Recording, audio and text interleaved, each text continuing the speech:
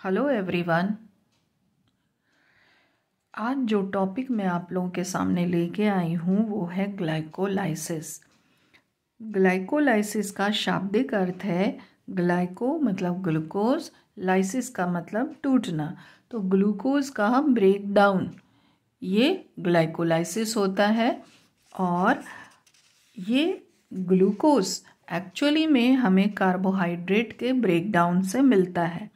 हम लोग जो खाना खाते हैं नियरली 60% पार्ट उसका कार्बोहाइड्रेट्स उसमें रहते हैं और उसमें भी पॉलीसैकेराइड्स ज़्यादा रहते हैं। इसके अलावा डाइसैकेराइड्स हो सकते हैं, लैक्टोज हो सकता है। बच्चों में मिल्क शुगर जो होता है, बच्चे मिल्क ज़्यादा पीते हैं तो उनमें लैक्टोज ज़्यादा रहता है। तो ये पॉलीसैकेराइड्स ब्रेक करके हमें ग्लूकोज देते हैं और ये ग्लूकोज इंटेस्टाइन के विलाई एब्जॉर्ब करते हैं थ्रू ब्लड वेसल्स और उस ग्लूकोज को ब्लड में सर्कुलेट करते हैं। ब्लड में ग्लूकोज का एक निश्चित लेवल रहता है, उससे ज़्यादा जब ग्लूकोज हो जाता है तो वो ग्लाइकोजन में कन्वर्ट कर दिया जाता है जो लीवर में जाके स्टोर हो जाता है।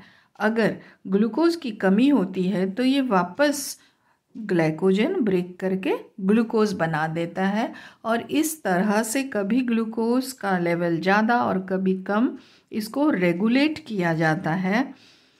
जब हमको एनर्जी की ज़रूरत होगी, जब भी ज़रूरत होगी, तो ये ग्लूकोज ही है जो कि इमीडिएट सोर्स ऑफ एनर्जी है हमारे लिए और आसानी से ब्रेक करके हमें एनर्जी देता है। सेलुलर रेस्पिरेशन जो कि सेल में होगा उसके दो भाग हैं, एक है ग्लाइकोलाइसिस और दूसरा क्रेब साइकिल होता है। तो ये ग्लाइकोलाइसिस जो होगा ये साइटोप्लाज्म में होता है और इसका एंड प्रोडक्ट है एक 3 कार्बन कंपाउंड जिसको पायरुविक एसिड कहा जाता है। अब आपके सामने एक ओवरऑल सेल रेस्पिरेशन का चार्ट बना हुआ है जो कि दिखाता है कि जो सेल रेस्पिरेशन है या ग्लूकोज का ब्रेकडाउन जो है वो 4 भाग में बटा हुआ है। सबसे पहला है ग्लाइकोलाइसिस, दूसरा है ऑक्सीडेशन ऑफ पायरुवेट यानी पायरुविक एसिड, तीसरा है क्रेब साइकिल और चौथा है इलेक्ट्रॉन या हाइड्रोजन ट्रांसपोर्ट सिस्टम। तो ये 4 भाग में बटा हुआ है और इसमें हमको ग्लाइकोलाइसिस के बारे में जानना है। Glucose breaks into pyruvic acid in glycolysis।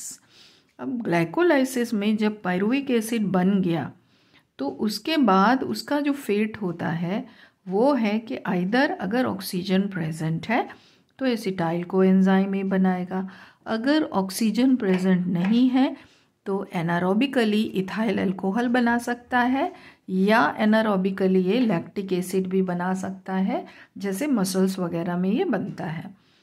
और एसिटाइल कोएंजाइम में जो बना सेकेंड स्टेप में, थर्ड स्टेप में ये क्रेब साइकिल में एंटर कर जाता है और जो हाइड्रोजन रिलीज होता है, जैसे क्रेब साइकिल के दौरान 16 हाइड्रोजन रिलीज होता है, ग्लूकोज से पायरुविक एसिड बनने के दौरान रिलीज होता है हाइड्रोजन, पायरुविक एसिड से एसिटाइल कोएंजाइम ए बनने के दौरान हाइड्रोजन रिलीज होता है। तो ये सारे हाइड्रोजन इलेक्ट्रॉन ट्रांसपोर्ट सिस्टम में एंटर करके हमें एनर्जी देते हैं। तो ये ओवरऑल रिप्रेजेंटेशन है सेल रेस्पिरेशन का। अब हम लोग आते हैं कि ग्लूकोज से पायरुविक एसिड कैसे बनेगा। इस प्रोसेस को, ग्लाइकोलाइसिस को 2 स्टेजेस में हम लोग बांट के पढ़ेंगे। स्टेज 1 ग्लूकोज से PgAl तक का बनना, फर्स्ट पार्ट में ये पढ़ेंगे। तो सबसे पहले देखिए ये ग्लूकोज है, ग्लूकोज का ये स्ट्रक्चर है। ऑक्सीजन यहाँ HOH HOH OHH और HOH और फिर यहाँ पे HCH2OH।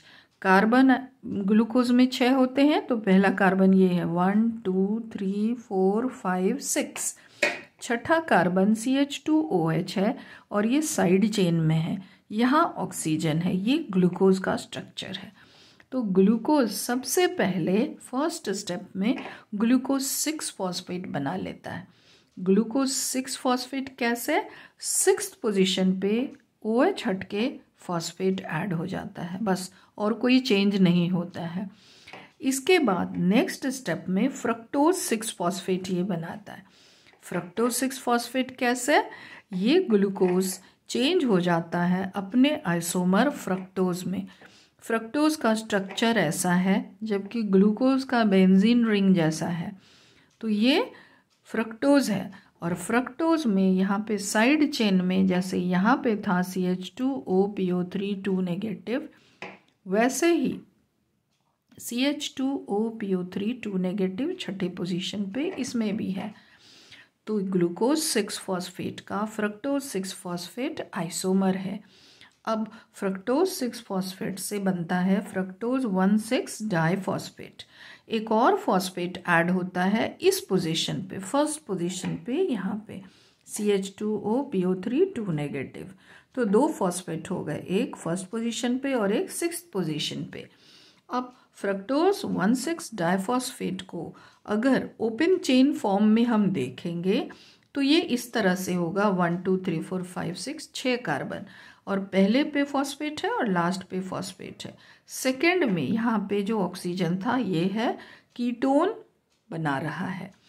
तो आगे के रिएक्शंस में ये ब्रेक कर जाता है 3rd और 4th पोजीशन के बीच में। तो ये पहला कंपाउंड एक बना लेता है, ये एक दूसरा कंपाउंड बना लेता है। ये पहला कंपाउंड जो बनाया इसका नाम है, क्योंकि ये कीटोन है, इसका नाम है डाईहाइड्रोक्सी एसीटोन फॉस्फेट DHAP। और ये जो बनाया ये CHO है पहले, यहाँ पे यहाँ का एक H निकल के यहाँ आ जाता है, यहाँ बन गया CH2OH और इसमें हो गया CHO। तो CHO यानी आल्डिहाइड है, तो इसका नाम पड़ा फॉस्फो, क्योंकि फॉस्फेट है छठे पोजीशन पे यहाँ पे ना, तो फॉस्फोग्लिसरल्डिहाइड, इसको कहते हैं शॉर्ट में PgAl। अब इसमें ये तो सिंपल सा रिएक्शन आपको लग रहा है, इसमें जो ये सारे स्टेप्स हैं इसमें बहुत सारे एंजाइम्स और कुछ आयंस वगैरह इन्वॉल्व हैं। जैसे ग्लूकोज से ग्लूकोज 6 फॉस्फेट बनाने में जो फॉस्फेट आया वो ATP देता है, ATP ब्रेक करके ADP बनाएगा। और यहाँ पे जो एंजाइम यूज़ हो रहा है या एंजाइम जो ये काम कर रहा है वो कहलाता है हेक्सोकाइनेज या ग्लूकोकाइनेज। यहाँ पे एक चीज़ बता देना ज़रूरी है, वो है कि जो भी एंजाइम हर एक स्टेप में है वो उनका जो नामकरण होता है, नेमिंग होता है, वो सबस्ट्रेट के नाम पे होता है। जैसे यहाँ का एंजाइम ग्लूकोकाइनेज ग्लूकोज के नाम पे पड़ा है, या हेक्सोकाइनेसिस का दूसरा नाम है, हेक्सो आया इसीलिए क्योंकि ग्लूकोज 6 कार्बन कंपाउंड है। एक चीज़ और है कि काइनेज एंजाइम जहाँ भी यूज़ हो रहा है या जहाँ भी प्रेजेंट है तो वो ATP से रिलेटेड है, या तो ATP यूज़ हो रहा है या नहीं तो ATP बन रहा है। तो अब आते हैं glucose 6 phosphate will convert into fructose 6 phosphate अपने आइसोमर में। तो ये कन्वर्जन आसान है और इसमें जो एंजाइम है वो है फॉस्फोग्लूको आइसोमरेज, क्योंकि ये इसका आइसोमर है। नेक्स्ट स्टेप में फ्रक्टोज 6 फॉस्फेट बना लेता है फ्रक्टोज 1,6 डाइफॉस्फेट। यहाँ पे फिर से फर्स्ट पोजीशन पे ग्लूकोज के फ्रक्टोज के साथ फॉस्फेट ऐड हो गया। तो फॉस्फेट ऐड होने के लिए ATP चाहिए, तो ATP gets converted into ADP। और यहाँ पे एक और रिक्वायरमेंट है, आप देखिए मैग्नीशियम आयंस चाहिए। ये मैग्नीशियम आयंस फर्स्ट स्टेप में भी हैं ग्लूकोज से ग्लूकोज 6 फॉस्फेट बनने के दौरान। तो फ्रक्टोज 1,6 डाइफॉस्फेट जो बने, यहाँ पे एंजाइम है फॉस्फोफ्रक्टोकाइनेज। काइनेज वर्ड आया क्योंकि ATP यूज़ हो रहा है। अब फ्रक्टोज 1,6 डाइफॉस्फेट ब्रेक कर रहा है DHAP और PgAl में, जैसा कि आपने रिएक्शन में देखा। तो इसको कैटेलाइज करने वाला एंजाइम यहाँ पे है एल्डोलेज। DHAP और PgAl ये दोनों इंटर कन्वर्टेबल 3 कार्बन कंपाउंड्स हैं और यहाँ पे इसके इंटर कन्वर्शन को जो कैटेलाइज करता है एंजाइम वो है triose phosphate isomerase. Triose word इसलिए आया क्योंकि ये दोनों 3 कार्बन कंपाउंड्स हैं। और एक चीज़ यहाँ ध्यान देने वाली बात यह है कि आगे के जो भी रिएक्शंस होंगे उसमें PgAl ही आगे जाएगा, डिग्रेड होगा, न कि DHAP। DHAP रिएक्शन में भाग नहीं लेता है डायरेक्टली। होता क्या है कि PgAl की संख्या जब कम होने लगती है, ये डिग्रेड होना शुरू होता है, तो इस इक्विलिब्रियम को बनाए रखने के लिए DHAP भी PgAl में कन्वर्ट हो जाता है और इस तरह से PgAl की कमी नहीं होती और सारा DHAP धीरे धीरे इक्विलिब्रियम बनाए रखने के कारण PgAl में कन्वर्ट होते जाता है। तो ये है DHAP और PgAl का इक्विलिब्रियम। अब ये हो गया PgAl के बनने तक का प्रोसेस। अब PgAl से बनता है 1,3-डाइफॉस्फोग्लिसरेट यानी ग्लिसरिक एसिड, 1,3-डाइफॉस्फोग्लिसरिक एसिड। तो थर्ड पोजीशन पे फॉस्फेट तो पहले भी था, यहाँ पे जो आल्डिहाइड था ये हटके यहाँ पे आ जाता है फॉस्फेट। बस यही एक चेंज इसमें हो रहा है और इसका नाम है 1,3-डाई-PGA फॉस्फोग्लिसरिक एसिड। अब 1,3-डाई-PGA से बनता है 3PGA। 3PGA बनने के लिए एक जगह से फॉस्फेट हटता है, वो यहाँ से हट गया और यहाँ आ गया COOH। तो 3PGA अब अपने आइसोमर में कन्वर्ट होता है और वो आइसोमर है 2PGA, 2-फॉस्फोग्लिसरिक एसिड। और 2PGA कन्वर्ट होता है फॉस्फोइनोल पायरुवेट में। कैसे?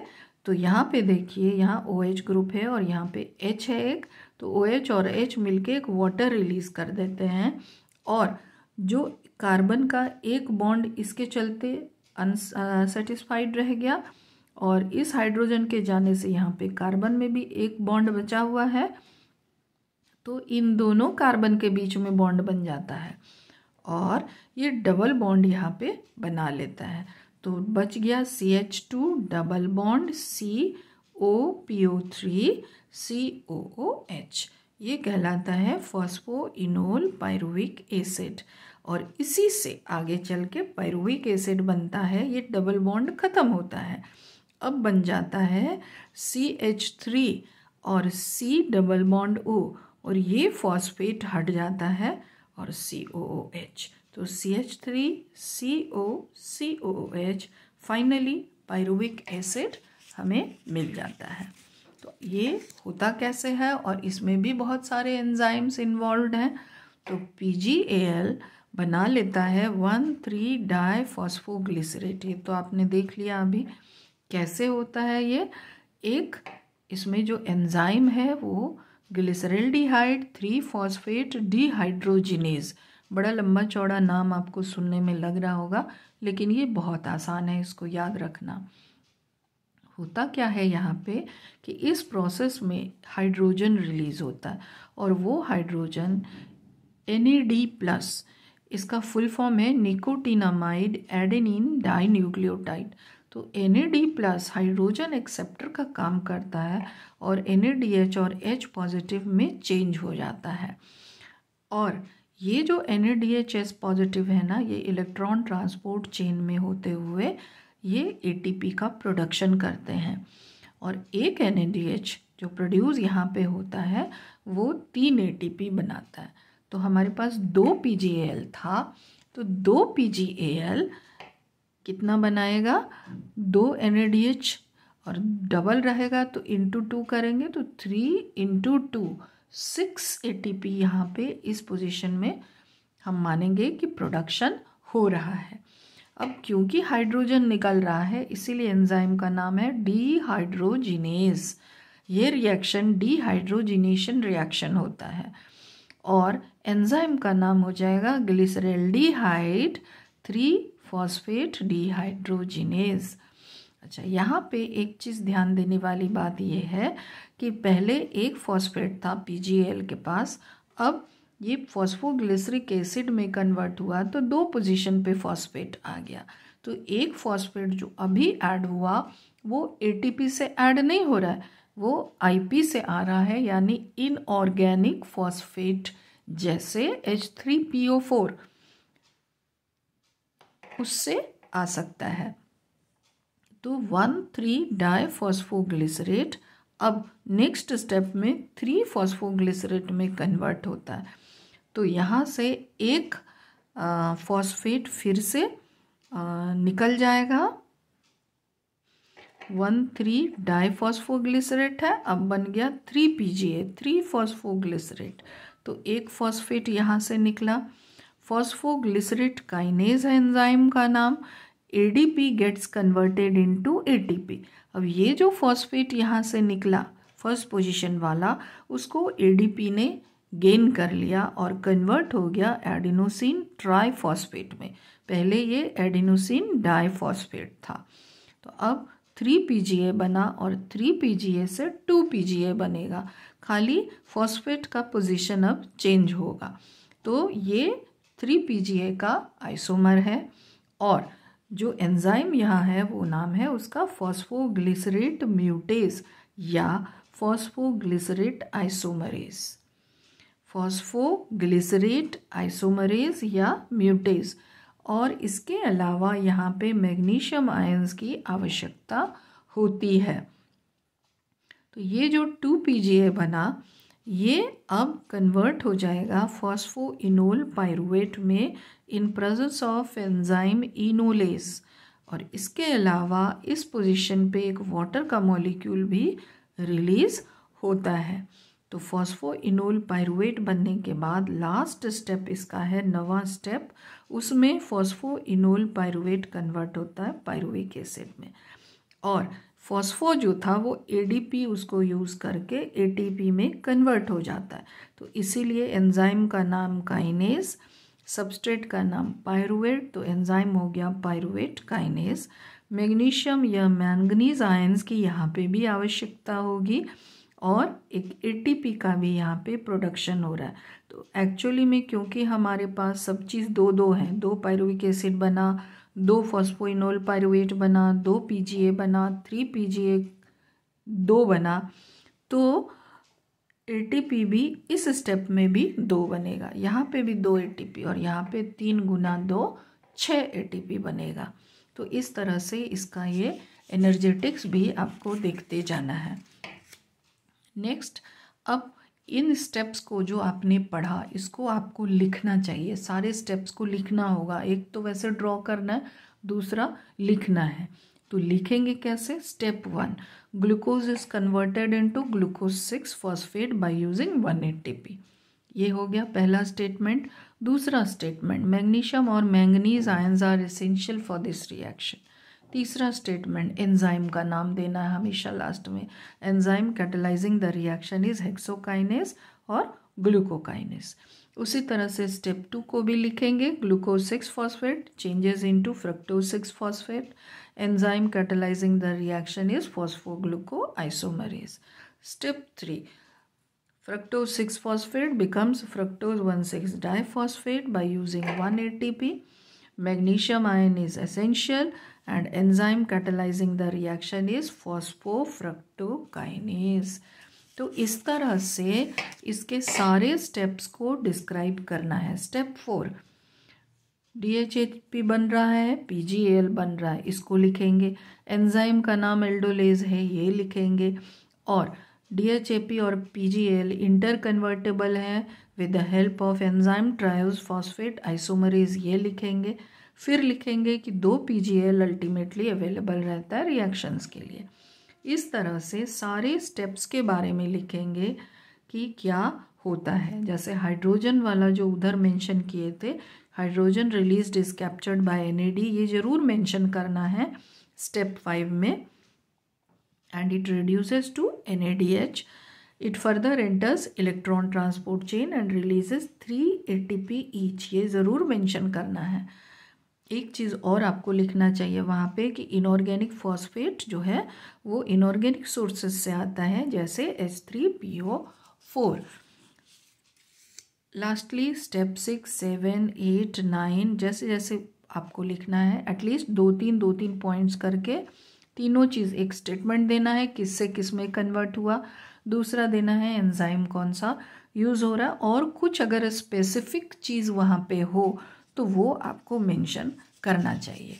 तो इस तरह से सारे स्टेप्स को आपको डिस्क्राइब करना है। अब लास्टली इसका एनर्जेटिक्स ज़रूरी है लिखना। एनर्जेटिक्स क्या हुआ, कितना एनर्जी कहाँ प्रोड्यूस हो रहा है, कहाँ यूज़ हो रहा है। तो स्टेप 1 में जब ग्लूकोज और ग्लूकोज 6 फॉस्फेट बन रहा है ग्लूकोज से, वहाँ एक एटीपी हम यूज़ कर रहे हैं या ग्लाइकोलाइसिस में यूज़ हो रहा है। दूसरा है फ्रक्टोज से फ्रक्टोज 1,6 डाइफॉस्फेट बनने के दौरान स्टेप 3 में एक एटीपी यूज़ हो रहा है। स्टेप 5 में जब PGAL है, 2 PGAL is present converting into 1,3 डाई-PGA, उस जगह पे NAD रिड्यूस हो रहा है, 6 ATP जनरेट हो रहा है, 3 ATP इंटू 2 जैसा बता चुके हैं। स्टेप 6 में 1,3 डाई-PGA से जब 3 PGA बन रहा है तो एक फॉस्फेट निकल रहा है, इसीलिए 1 ATP जनरेट हो रहा है, इंटू 2 करेंगे तो 2 ATP प्रोड्यूस्ड है। स्टेप 9 में भी 2 ATP प्रोड्यूस्ड है फॉस्फोइनोल पायरुविक एसिड से पायरुविक एसिड बनने के दौरान।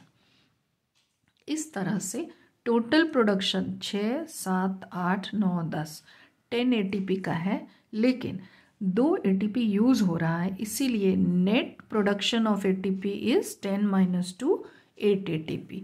ये चीज़ आपको ज़रूर लिखना चाहिए। अब लास्ट में कंक्लूजन, हम लोग कंक्लूजन में क्या लिखेंगे, कंक्लूजन में लिखेंगे कि and product of glycolysis is pyruvic acid and this pyruvic acid now enters mitochondria where enzymes of Krebs cycle are present and undergoes further degradation. In glycolysis, 10 ATP is produced, 2 ATP is used and only 8 ATP is net gain of glycolysis. So, this was all about glycolysis. Thank you.